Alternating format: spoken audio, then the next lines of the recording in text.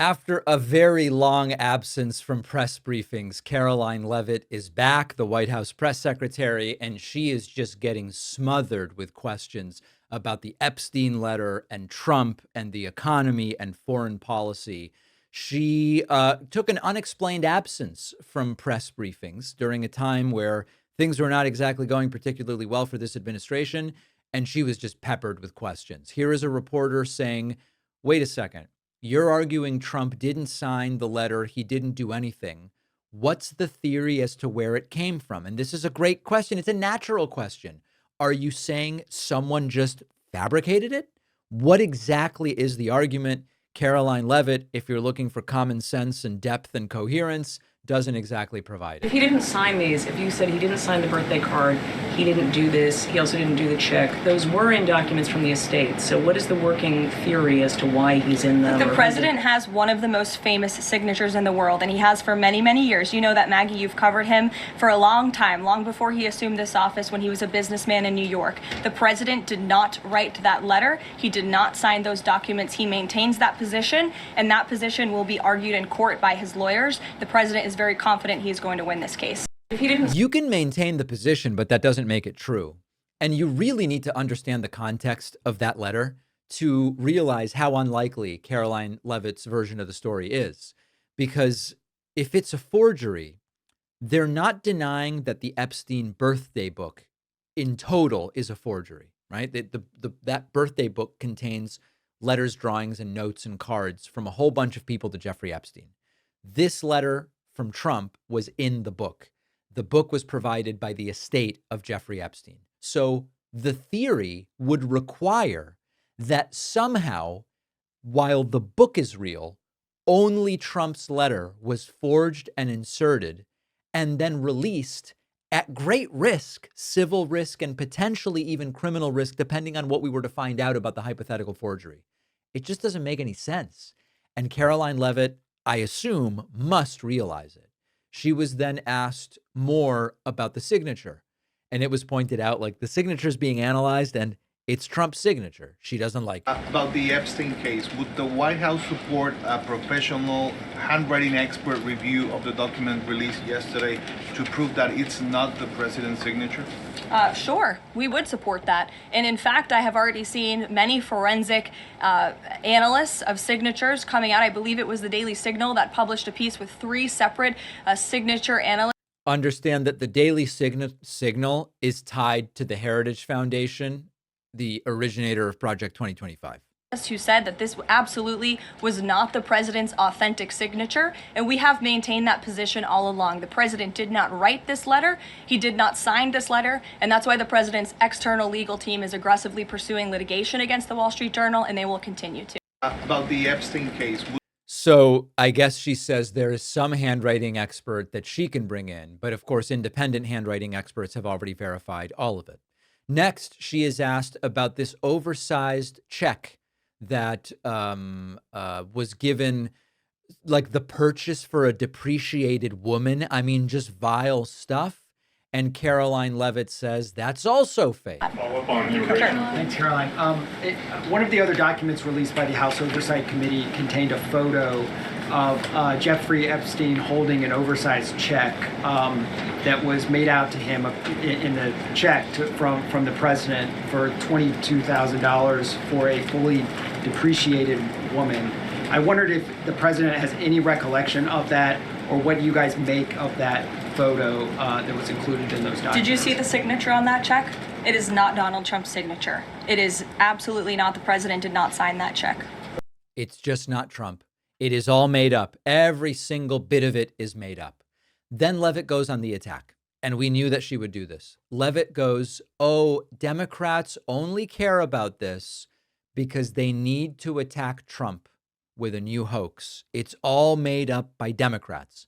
And of course, remember that the birthday book was released by Epstein's estate. Are you saying Democrats interfered with the birthday book and inserted pages into it? None of it makes sense. It's sort of one of these, he didn't say it. If he did, he didn't mean it. If he meant it, you didn't understand it. And if you understood it, you didn't understand that it was a joke. Epstein files are back in the news because a lot of Americans feel that that Jeffrey Epstein's victims never got justice. Does the president care about these victims? Do you think he can does he want to deliver more justice for them, and is he willing to meet with them?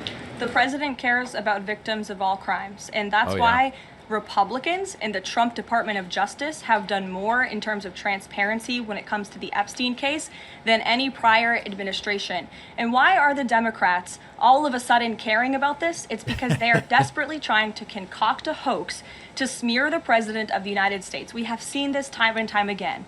Ro Khanna and all of these other Democrats, they could have cared about those victims 4 years ago when Joe Biden was in office. They could have pushed for transparency then. Unfortunately, the Democrats are using victims as political pawns to try to smear and to push a hoax against the president of the United States. And I will get you numbers on the amount of child predators that this administration and this FBI and this Department of Justice have locked up under President Trump's leadership. We have done more than any president to protect victims of crime, especially disgusting, heinous sexual crimes.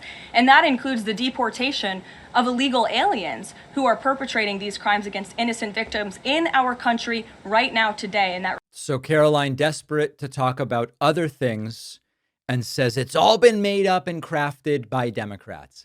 Does anybody believe that? Polling says people don't believe that. Even half of Republicans believe that there's a cover up here.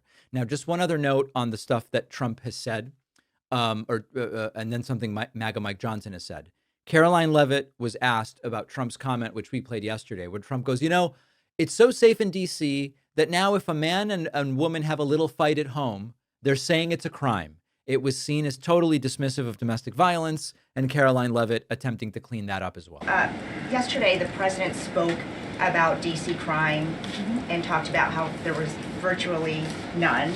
And then he expressed frustration about things that take place in the home they call crime. He said, they'll do anything they can to find something. If a man has a little fight with the wife, they say this is crime.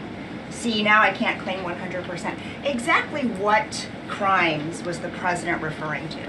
He wasn't referring to crimes. That's exactly the point he was making, Ouija. What the president is saying is that these crimes will be made up and reported as a crime to undermine the great work that the federal task force is doing to reduce crime in Washington, D.C. And now I have to hand it to her.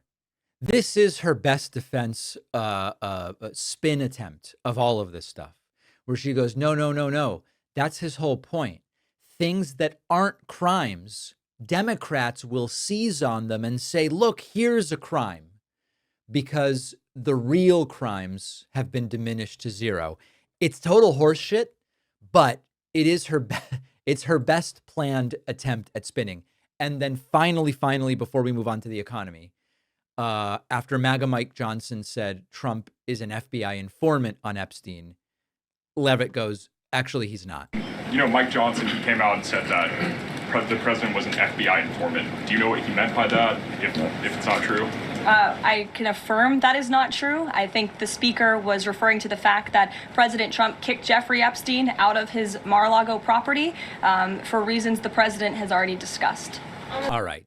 So Karoline Leavitt resurfaces for a disastrous press briefing. Let's now focus in on the discussion with her about the economy. Donald Trump has already packed his second-term cabinet with loyalists. He's threatened deportation as political punishment. He's expanded executive authority in ways we have not seen in modern history. These are real changes that are happening right now. And what's even more alarming is that a lot of the media is either glossing over the worst of it or they're reframing it so it all sounds a little more palatable. And that is why I use Ground News. This is a news comparison tool.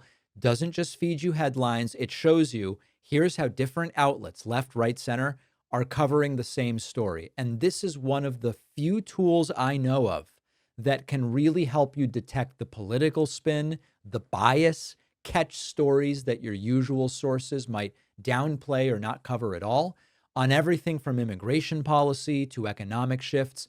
If you want to get a bigger picture, a broader picture of what's being reported, Ground News is an invaluable source to keep you informed.